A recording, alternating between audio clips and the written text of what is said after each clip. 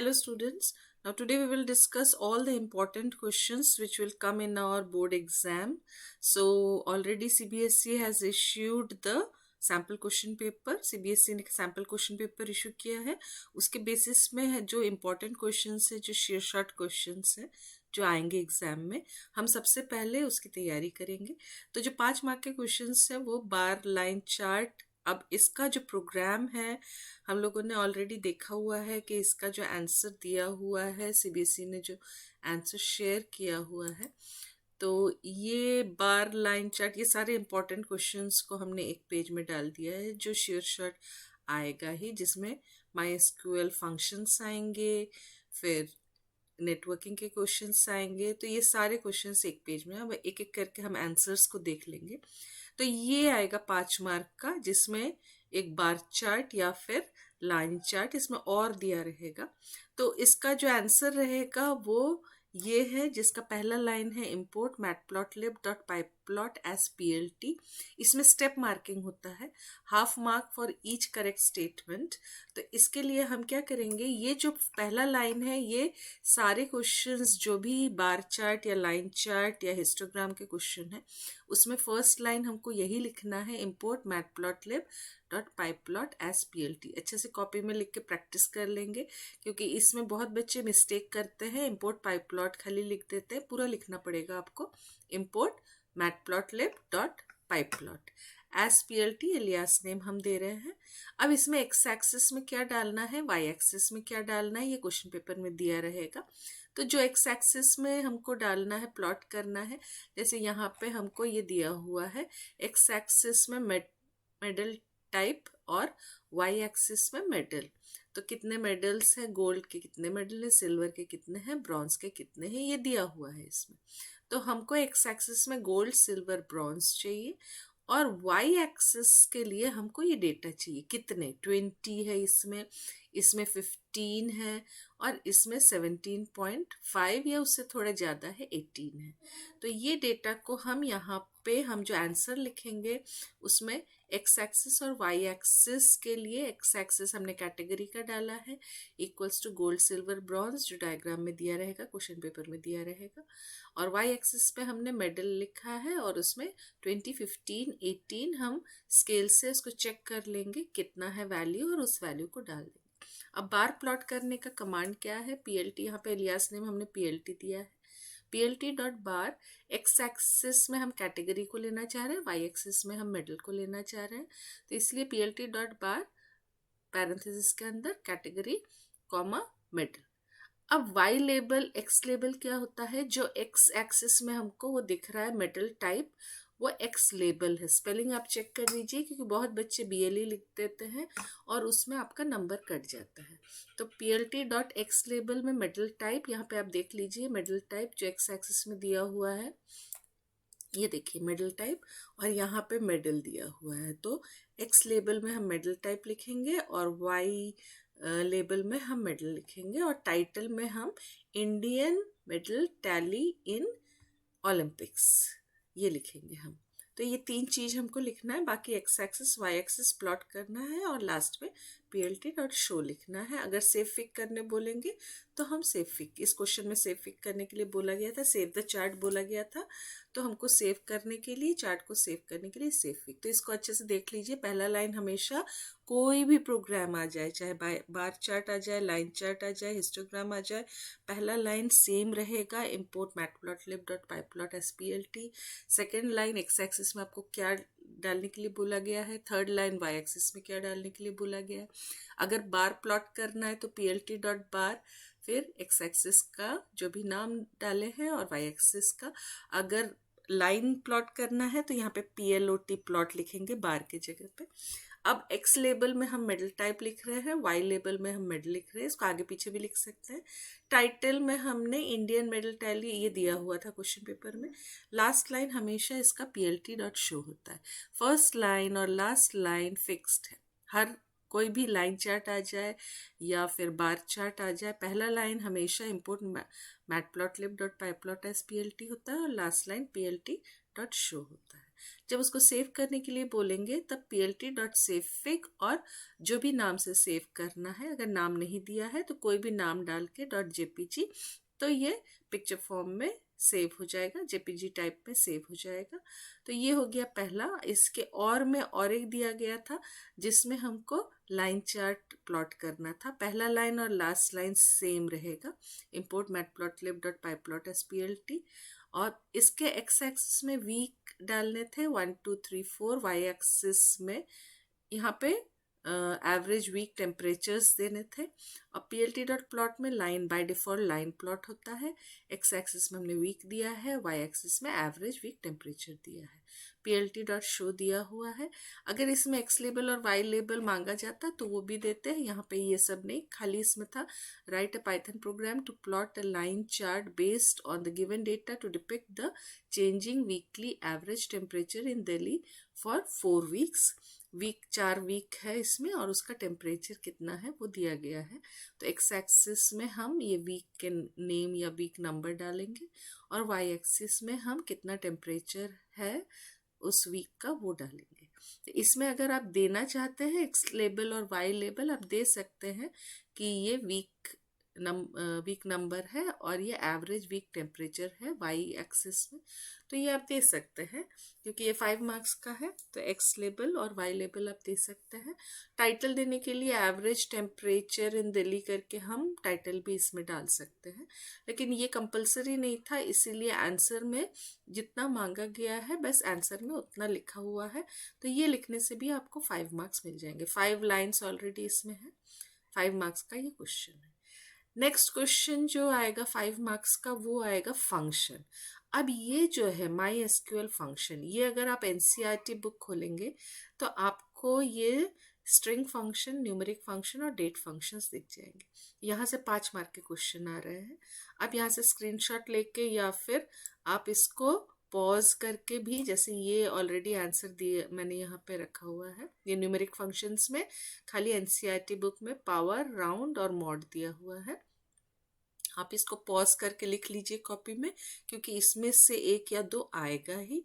इसके बाद है स्ट्रिंग फंक्शन। स्ट्रिंग फंक्शन में U case, upper, lower, L case, mid, substring, then length, left, right, in string, trim, R trim, L trim, R trim और trim, ये सारे string functions है। इसके 2-3 string functions आएंगे ही, और last में date functions है।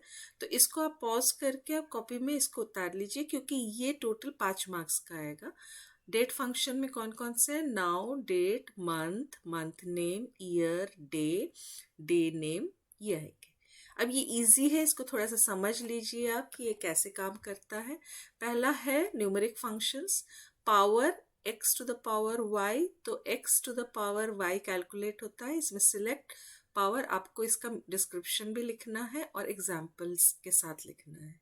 तो आप ये फंक्शन का नाम लिखेंगे उसके आर्ग्यूमेंट्स के साथ, उसका डिस्क्रिप्शन भी लिखना है आपको और एग्जाम्पल भी लिखना है आउटपुट के साथ। तो इसमें पावर में हम 2,3 अगर डालेंगे, 2 टू द पावर 3 कितना होता है? 8 होता है। अगर 3,2 लिखेंगे तो 3 टू द पावर 2, 3 3 द 9, तो 9 हो जाएगा। Next is round. Rounds of number n to d number of decimal places. If d is 0, then it rounds off the number to the nearest integer.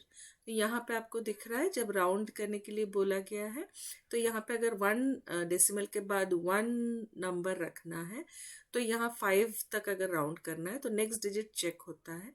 अगर नेक्स्ट डिजिट जो है वो 0 to 4 है तो ये 5 में +1 हो जाएगा। सॉरी, अगर 0 to 4 है तो 5 ही रहेगा, और अगर 5 to 9 है तो 5 में +1 हो जाएगा, ओके 6 हो जाएगा। राउंड में हमेशा आपको चेक करना है कि नेक्स्ट डिजिट क्या है। अगर नेक्स्ट डिजिट आपका 0 to 4 है तो कुछ इफेक्ट नहीं करेगा, और 5 to 9 है तो उस डिजिट में +1 हो जाएगा। नेक्स्ट सिलेक्ट राउंड दिस, अब कुछ भी नहीं है यहाँ पे, तो ये एक भी डेसिमल के बाद एक भी डिजिट नहीं रखेगा, और ये 0 to 4 था तो ये इसको इफेक्ट भी नहीं करेगा, तो 283। अगर 283.5 होता यहाँ पे तो 284 हो जाता, यहाँ पे 0.2 है, 0 to 4 रहेगा तो उसको कोई चेंज नहीं करेगा, 23 रहेगा। नेक्स्ट, मॉड ए कॉमा बी, मॉड्यूलस क्या करता है, उसका रिमाइंडर बताता है। तो यहाँ पे 21 को 2 से डिवाइड करेंगे तो हमारा 1 रिमाइंडर आ रहा है। Returns the reminder after dividing number A by number B. तो ये हो गया हमारा मॉड फंक्शन। तो ये 3 फंक्शन न्यूमेरिक के आएंगे, ये एनसीईआरटी बुक से लिया गया है। अब स्ट्रिंग फंक्शंस आपके बहुत सारे हैं। स्ट्रिंग फंक्शंस आप इसको पॉज करके कॉपी में लिख लीजिए। U case upper case capital letter में कन्वर्ट करता है।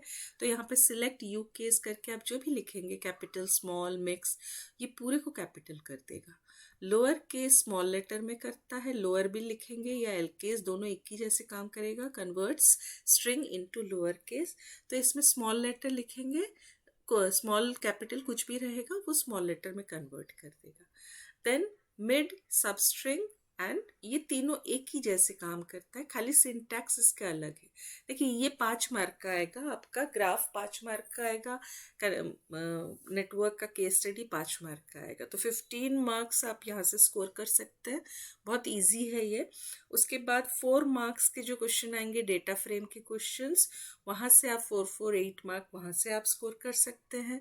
फिर 3 मार्क्स के सीरीज क्रिएट करना, डेटा फ्रेम क्रिएट करना, ग्रुप बाय फंक्शंस, ये सब 3 मार्क्स के आएंगे। तो आप इजीली इसमें फुल मार्क्स स्कोर कर सकते हैं।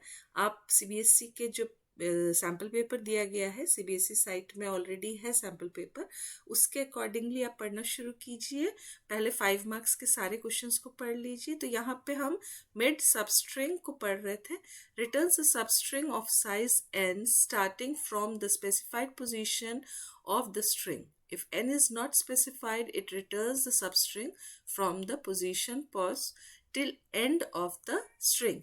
ये तीनों का फंक्शन एक ही है, ये तीनों में से कोई भी एक पूछेंगे तो आपको यही लिखना है। इसमें क्या होता है, जैसे select mid informatics 3,4, third character से शुरू करके टोटल 4 कैरेक्टर्स को प्रिंट करेगा। थर्ड कैरेक्टर मतलब 1 2 3, तीसरा कैरेक्टर एफ है, एफ से लेके 4 कैरेक्टर मतलब आउटपुट में फॉर्म आ जाएगा। ऐसे ही अगर यहाँ पे अगर आप SUB/STR भी लिखते तो सेम आंसर आता। और अगर ये मेंशन नहीं है कि कितने कैरेक्टर्स, तो लास्ट तक, जैसे 7 से स्टार्टिंग है और कितने कैरेक्टर्स अगर मेंशन नहीं है तो 1 2 3 4 5 6 7 ए से स्टार्ट करके लास्ट तक ये पूरा आ जाएगा। तो ये हो गया हमारा मिड और सबस्ट्रिंग। नेक्स्ट लेंथ काउंट करेगा कितने कैरेक्टर्स से, including space and special character. अगर बीच में स्पेस होगा तो उसको भी काउंट करेगा। तो यहाँ पे लेंथ ऑफ इंफॉर्मेटिक्स कितने हैं, 11 कैरेक्टर है। तो returns the number of characters in the specified string. Left के कैरेक्टर्स को प्रिंट करेगा, कितने कैरेक्टर्स वो मेंशन रहेंगे, अगर 4 है तो 4 कैरेक्टर्स को प्रिंट करेगा। राइट के कैरेक्टर्स को प्रिंट करेगा, 3 है तो लास्ट राइट से 3 कैरेक्टर NCE को प्रिंट कर रहा है। इन स्ट्रिंग जो है वो सेकेंड स्ट्रिंग फर्स्ट स्ट्रिंग में कहाँ पर है, पहला ऑकरेंस उसका कहाँ पर है, फर्स्ट ऑकरेंस वो डिस्प्ले करेगा। तो यहाँ पे MA पहले वाले में 1 2 3 4 5 6 पोजीशन पे MA है, तो यहाँ पे 6 आ गया है। तो in string returns the position of the first occurrence of the substring in the given string, returns 0 if the substring is not present in the string. अगर नहीं होता, सपोज यहाँ पे AM होता या कुछ और स्ट्रिंग होता जो नहीं है प्रेजेंट इसमें, तो उसमें 0 रिटर्न करें। एल्ट्रिम लेफ्ट साइड के जो भी लीडिंग स्पेस रहता है उसको रिमूव करता है, लेफ्ट साइड में या लीडिंग स्पेस। तो यहाँ पे हमने एल ट्रिम करके जो शुरू में जितना भी दिल्ली के पहले जितना भी स्पेस है उसको अगर हम रिमूव करके फिर हम उसका लेंथ प्रिंट करेंगे तो एग्जैक्ट दिल्ली में 5 है। पहले वाले में हमने स्पेस डाला था इसलिए 7 आ गया, और दूसरे वाले में एल ट्रिम करके हमने लेंथ को प्रिंट कराया तो 5 आ गया। ऐसे ही राइट ट्रिम में राइट हैंड साइड के स्पेस को हटा के, जैसे पेन के साथ राइट हैंड में 2 स्पेस डाल दिया है हमने, तो लेंथ में 5 प्रिंट हो रहा है। लेकिन जब हमने आर ट्रिम किया, स्पेस हटा दिया, उसके बाद उसका लेंथ प्रिंट कराया तो 3।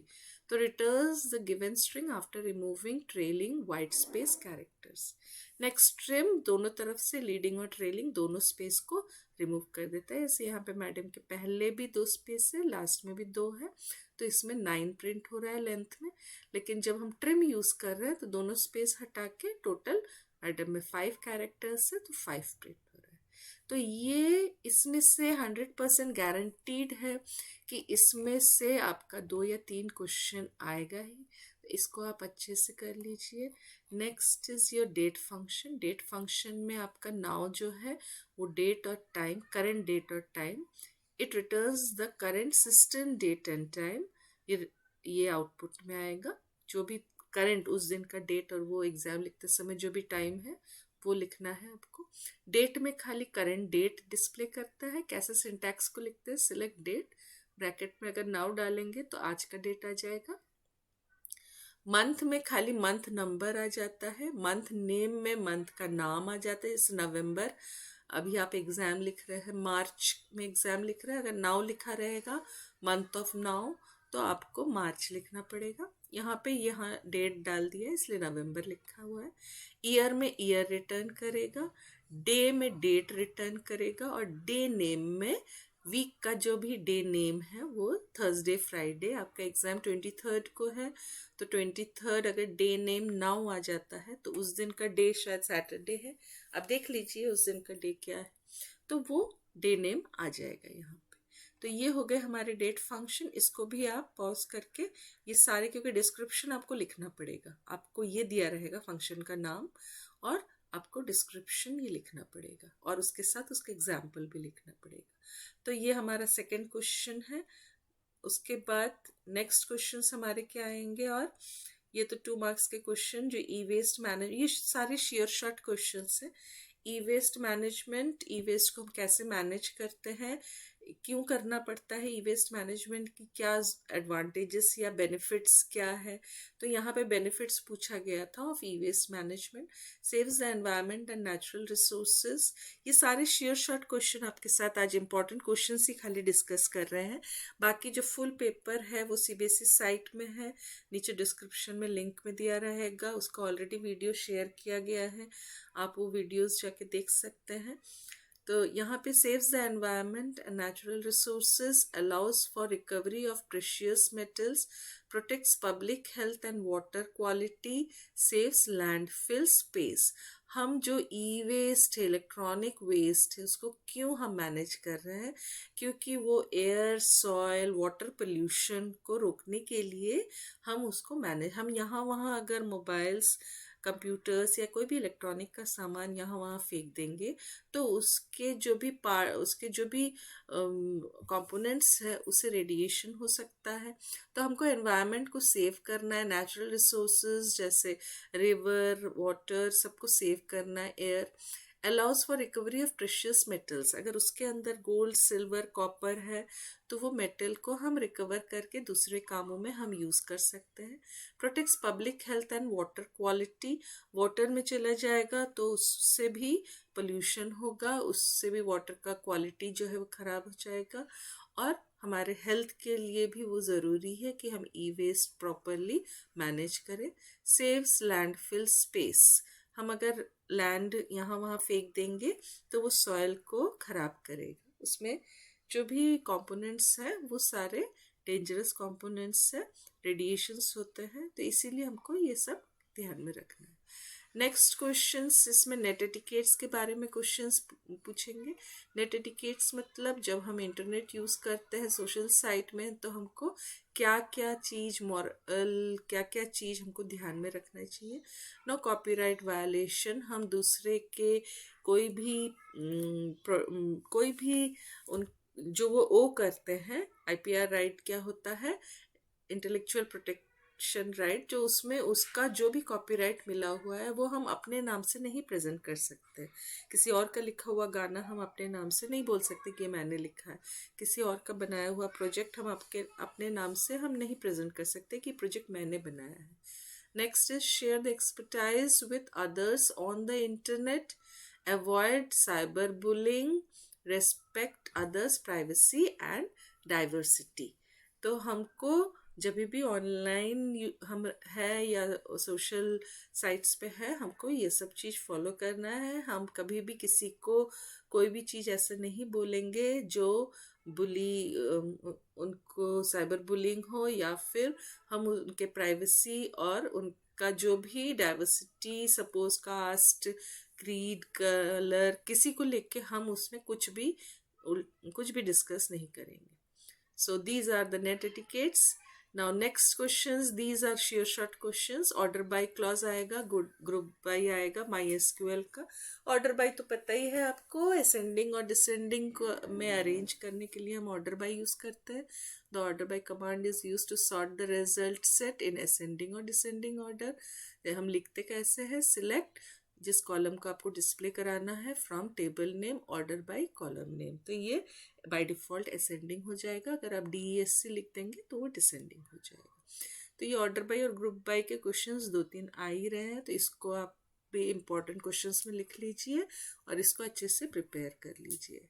नेक्स्ट क्या है? Web page, home page, URL, website, ये सब में डिफरेंस आएगा या फिर उसको एक्सप्लेन करने को आएगा। तो वेब पेज क्या होता है? Web page is part of a website and is commonly written in HTML. It can be accessed through a web browser.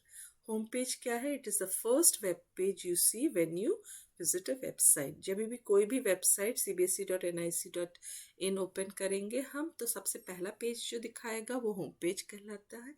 और सारे जो पेजेस है उसमें, तो वो सारे को हम वेब पेजेस, जो भी वेब ब्राउज़र में जो भी हम पेज एक्सेस करते हैं वो सारे के सारे वेब पेजेस कहलाते हैं। नेक्स्ट एक क्वेश्चन आएगा, 4 networking goals.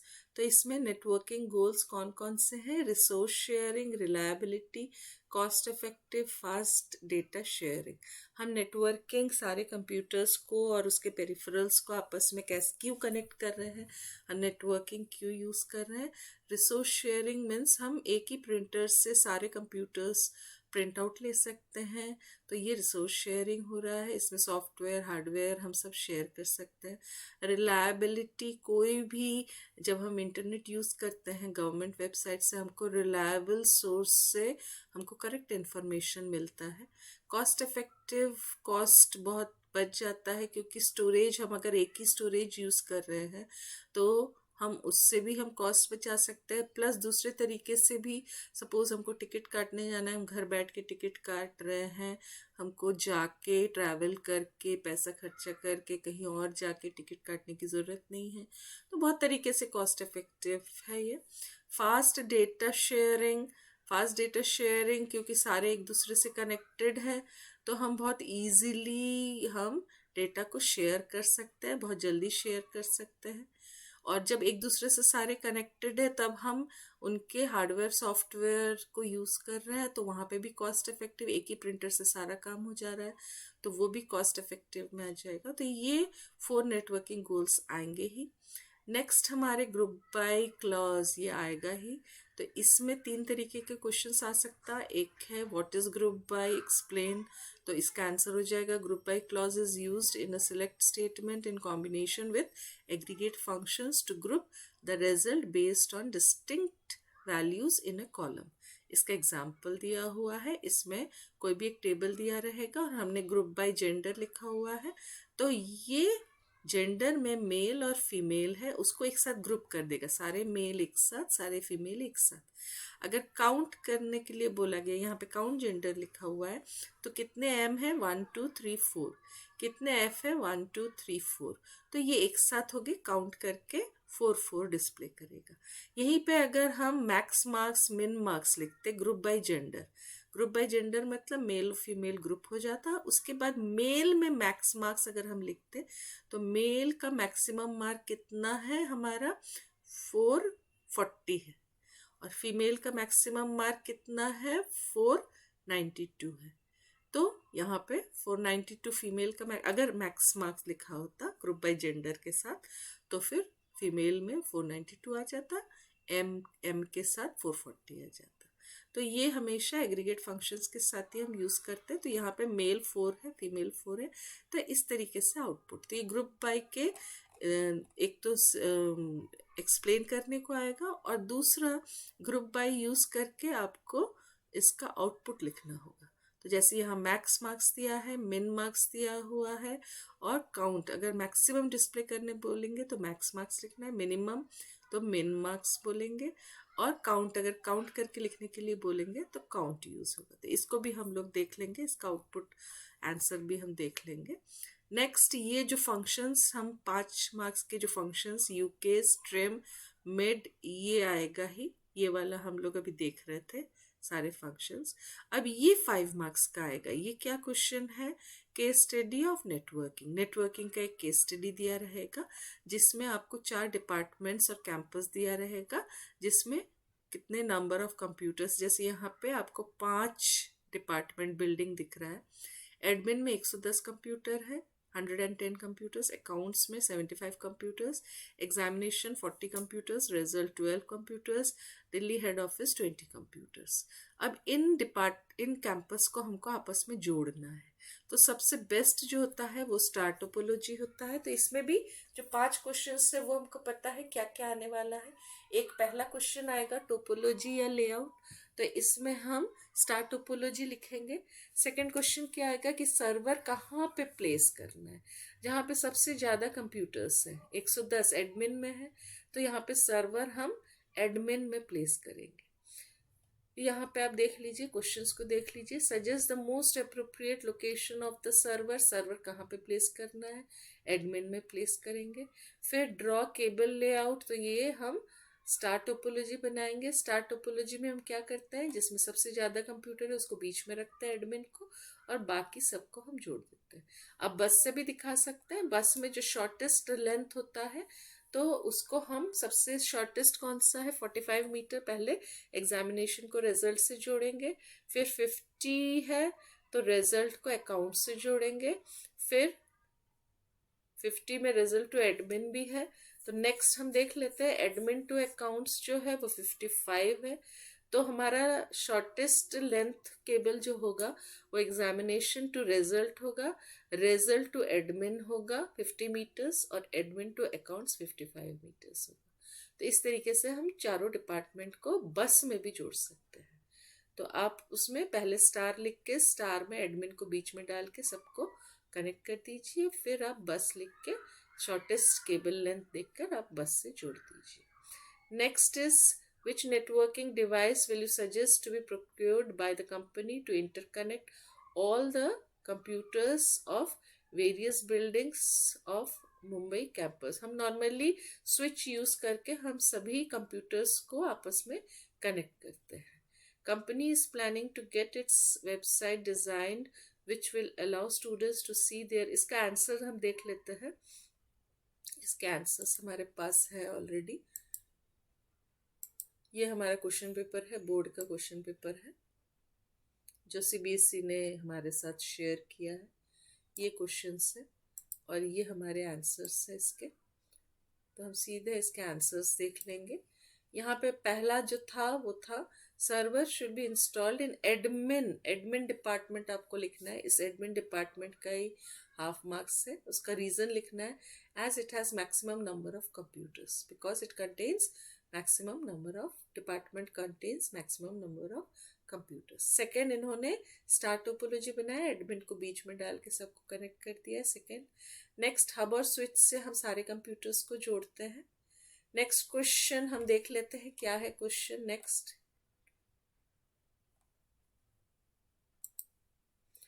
Question is company is planning to get its website designed which will allow students to see their result after registering themselves on its server out of static और dynamic। static क्या होता है, जिसका जो web page हम खोलते हैं वो चेंज हम नहीं कर सकते हैं, वो स्टैटिक रहता है। और डायनेमिक मतलब हम अपना रोल नंबर डाल के हम चेंजेस कर सकते हैं उसमें, तो इसको डायनेमिक बोलते हैं। तो जब भी हम रिजल्ट सॉफ्टवेयर बनाते हैं, रिजल्ट डिस्प्ले हो रहा है, तो ये सारे डायनेमिक होते हैं। स्टैटिक का एग्जांपल क्या देंगे, स्टैटिक जैसे उसमें डेटा कोई चेंज नहीं हो रहा है, फिक्स्ड है हमेशा के लिए। पहले स्टैटिक यूज होता था, आजकल मोस्टली डायनामिक हो गया है, क्योंकि वो दिखा देता है कितने लोगों ने एक्सेस किया है। तो हर पेज को वेब पेज में देखना, नीचे लिखा रहता है कि कितने लोगों ने क्लिक किया है या एक्सेस किया है। Which type of website will you suggest, answer इसमें डायनामिक आएगा। Next, which of the following will you suggest to establish the online face-to-face? Face-to-face communication हमने जब ऑनलाइन क्लासेस अटेंड किए थे जूम में, गूगल मीट में, तब हम लोग वीडियो कॉन्फ्रेंसिंग यूज़ करते थे। तो वीडियो कॉन्फ्रेंसिंग में हम फेस टू फेस कम्युनिकेशन कर सकते हैं, एक दूसरे को देख के बात कर सकते हैं between the people in the admin office of Mumbai campus and Delhi head office. तो इसमें वीडियो कॉन्फ्रेंसिंग। तो ये क्वेश्चन पहला वाला फिक्स ही है, ये आएगा ही कि सर्वर कहाँ पे प्लेस करना है। जस्ट इसमें देख लो, जिसमें सबसे ज़्यादा कंप्यूटर है एडमिन में, तो आंसर लिखोगे admin, because it contains maximum number of computer, 110 computer है तो एडमिन रहेगा। सेकंड, जो भी केबल लेआउट ड्रॉ करने को बोलेंगे और सजेस्ट करने को बोलेंगे, सजेशन में स्टार लिखना है, स्टार टोपोलॉजी, लेआउट लिख के स्टार टोपोलॉजी, और डायग्राम ड्रॉ कैसे करेंगे, एडमिन को बीच में डालेंगे और बाकी जो तीनों है इसमें, यहाँ पे एडमिन को बीच में डालेंगे, बाकी तीनों को उससे एडमिन से जोड़ देंगे। तो ये स्टार टोपोलॉजी हो गया। तो यही इसी टाइप के क्वेश्चन, सेम क्वेश्चन आएंगे। तो ये 5 मार्क्स का जो क्वेश्चन है ये हो गया। ये 5 मार्क्स में ग्राफ आ रहा है, सेक्शन डी पूरा 5 मार्क्स का है, जिसमें ग्राफ प्लॉट करने को आएगा, दोनों बार आएगा, लाइन आएगा और में रहेगा। ये केस स्टडी आएंगे नेटवर्किंग के, और ये MySQL के फंक्शंस आएंगे। तो ये 5 मार्क्स के आपको यहाँ पे दिख रहा है 5 मार्क्स का क्वेश्चन। अब लास्ट वाला सेक्शन जो है वो 4 मार्क्स के क्वेश्चन से 2 क्वेश्चन है। एक क्वेश्चन आएगा MySQL फंक्शन क्वेरी लिखने को आएगा, सिलेक्ट क्वेरी लिखने को आएगा, और सेकंड क्वेश्चन आएगा डेटा फ्रेम के फंक्शंस और स्लाइसिंग का। तो ये 4 मार्क्स के क्वेश्चन आएंगे। तो हम अच्छे से डेटा फ्रेम के फंक्शंस और स्लाइसिंग कर लेंगे। ऑलरेडी हर एक टॉपिक पे वीडियो बना हुआ है, आप अगर इस पेज को ओपन करेंगे गूगल सर्च करके, या इस पेज को आप ओपन करेंगे तो आपको यहाँ पे जैसे ही ओपन करेंगे आपको यहाँ पे दिख जाएगा क्लास 12 इन्फॉर्मेटिक्स प्रैक्टिसेस। इसमें हर टॉपिक के ऊपर वीडियो बना हुआ है, जो भी हमारे सिलेबस में NCERT बुक के साथ एक्सप्लेन किया गया है। तो आप इसको प्ले ऑल करके भी कर सकते हैं, या एक एक टॉपिक, जिस टॉपिक को आपको पढ़ना है आप पहले इम्पॉर्टेंट वाले को पढ़ लीजिए।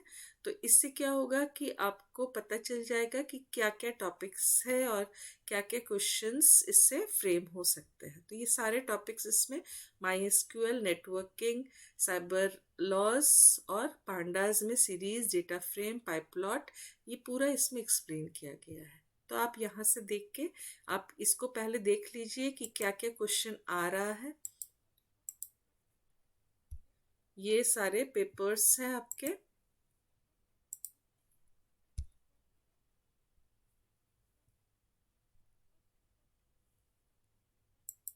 ये पेपर है, 5 मार्क के कौन कौन से क्वेश्चंस आ रहे हैं, 4 मार्क के कौन से क्वेश्चंस आ रहे हैं। 3 मार्क में क्रिएट डेटा फ्रेम आएगा। इसका आंसर बहुत इजी है। इसका फर्स्ट लाइन है इंपोर्ट पांडाज एज PD। उसके बाद सीधे हम डेटा फ्रेम को क्रिएट कर सकते हैं, pd.data_frame, जिसका D और F कैपिटल होगा, और फिर अगर डेटा दिया हुआ है उस डेटा को डाल के हम सीधे डेटा फ्रेम को क्रिएट कर सकते हैं। फिर ग्रुप बाय हैविंग क्लॉज आएगा 3 मार्क में। MySQL आउटपुट आएगा। प्लेजरिज्म, साइबर क्राइम से रिलेटेड 3 मार्क का क्वेश्चन आएगा। और डेटा फ्रेम को क्रिएट करना, उसमें ऐड करना कॉलम को, रो को ड्रॉप करना कॉलम रो को, ये आएगा 3 मार्क्स में। 2 मार्क्स में नेट एटिकेट्स आएंगे, ऑर्डर बाय क्लॉज आएगा MySQL का, ई-वेस्ट आएगा, networking goals, web page versus home page, series को क्रिएट करना डिक्शनरी से या फिर लिस्ट से, ज़्यादातर डिक्शनरी से आते हैं, लिस्ट से भी आ सकता है। सीरीज के जितने भी क्रिएशन हैं NDRS से या सीरीज से या डिक्शनरी से या लिस्ट से, वो सारे आप क्रिएट सीरीज देख लीजिए। सीरीज के आउटपुट्स आएंगे। अब इसके बाद 1 मार्क के क्वेश्चंस में आप ये पेपर जो है, जो CBSE ने इश्यू किया है, ये जो क्वेश्चन पेपर है, ये पूरा क्वेश्चन पेपर CBSE साइट में दिया हुआ है। मैं लिंक डाल दे रही हूँ डिस्क्रिप्शन में। आप इस पेपर को ओपन करके, इसका ऑलरेडी एक्सप्लेनेशन का वीडियो बन चुका है, आप यहाँ पे जाएंगे, इसके क्वेश्चन पेपर में जाएंगे तो आपको दिख जाएगा, इसमें question paper solve question paper में जाएंगे तो आपको दिख जाएगा कि ये वाला पेपर सॉल्व है, पहला इसमें दिया हुआ है सॉल्यूशन। प्लेलिस्ट में जाएंगे, क्वेश्चन पेपर सॉल्व में चले जाएंगे तो फिर आपको दिख जाएगा इसमें। और ये सारे एनसीईआरटी बुक्स हैं, ये भी आप एनसीईआरटी साइट से डाउनलोड करके आप, क्योंकि ज़्यादातर थ्योरी क्वेश्चन एनसीईआरटी बुक से फ्रेम हो रहे हैं, चाहे वो नेटवर्किंग के क्वेश्चंस हो या society law and ethics, e waste management, FLOSS, ये सारे इसी नेटवर्किंग एनसीईआरटी जो बुक है वहाँ से फ्रेम हो रहे हैं। माई एसक्यूएल फंक्शंस, तो ये सारे एनसीईआरटी बुक्स के दिए हुए हैं, हम आपको दिखा दे रहे हैं। ये सारे एनसीईआरटी बुक्स, ये चैप्टर 1, चैप्टर 2, चैप्टर 3, चैप्टर 4 पाइपलॉट है, 5 इंटरनेट है और 6 सोसाइटल इम्पैक्ट्स। ये 5-6 चैप्टर्स आपको एनसीईआरटी बुक से पढ़ लेने से ही आपका अच्छे से प्रिपरेशन हो जाएगा। अब इसमें क्वेश्चन पेपर्स, हम और भी क्वेश्चन पेपर्स, वो सैम्पल पेपर को छोड़ के हम और भी क्वेश्चन पेपर सॉल्व करेंगे। ये वाला हम लोग नेक्स्ट वीडियो में और भी क्वेश्चन पेपर सॉल्व करेंगे, तो इसके डिस्क्रिप्शन में आप लिंक देख लीजिए और बाकी पेपर्स भी आप सॉल्व कर लीजिए। इस पेपर को हम नेक्स्ट वीडियो में सॉल्व करते हैं। तो आप ऐसे प्रिपरेशन करने से आपको बहुत इजी लगेगा, और सेकेंड थिंग इज आप अच्छे से स्कोर कर सकेंगे, क्योंकि आपको पता है अब क्या आने वाला है। ये जो 5 मार्क्स का क्वेश्चन है, फुल 5 आउट ऑफ 5 मिल जाएगा आपको। तो यहाँ पे 15 मार्क्स, यहाँ पे 4 8 मार्क्स मिल जाएंगे, यहाँ पे 3 5 15 मिल जाएंगे। क्योंकि आप अगर खाली एमसीक्यू के भरोसे अगर स्कूल जा रहे हैं, एग्जाम देने जा रहे हैं, तो खाली 18 एमसीक्यू से आप पास नहीं हो पाएंगे। तो आपको ये सारे क्वेश्चंस अटेम्प्ट करना ज़रूरी है। सो आप प्रिपरेशन जो शुरू कीजिए वो 5 मार्क्स से प्रिपरेशन शुरू कीजिए। 1-1 मार्क का फुल बुक तो पढ़ना ही है आपको, क्योंकि 1-1 मार्क के क्वेश्चंस भी इम्पोर्टेंट है, तो वो आप बाद में फुल बुक को पढ़िए। पहले आप 5 मार्क्स, 4 मार्क्स, 3 मार्क्स, 2 मार्क्स को प्रिपेयर कर लीजिए, उसके बाद फिर 1 मार्क क्वेश्चन के लिए आप फुल बुक को एक बार अच्छे से समझ के रीड कीजिए। ठीक है, नेक्स्ट वीडियो में हम लोग और भी पेपर सॉल्व करेंगे। So thank you.